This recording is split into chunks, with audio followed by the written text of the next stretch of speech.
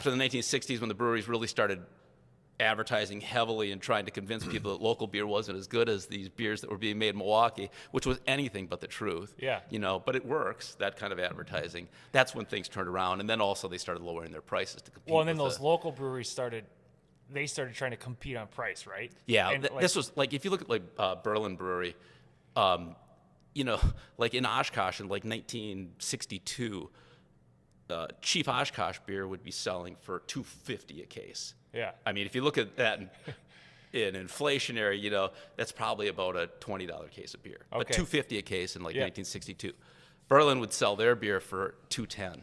Sure. But Pabst would be like $3.35. So those Interesting. Those beers were more expensive. Yeah. But those small breweries, they were trying to compete on price, and economies of scale weren't in their favor. There's no way you can do it. Yeah. In the brewing industry, it's And it just the same kept- thing as the automobile industry. Yeah. It's like, What's funny though is really in almost every one of these cases, whether it's Berlin Brewing Company or the breweries in Oshkosh, as long as they held that local market and they focused on that local market, they were okay. It's when they start going out of that local market, Sure. and they start putting money into distribution and stuff.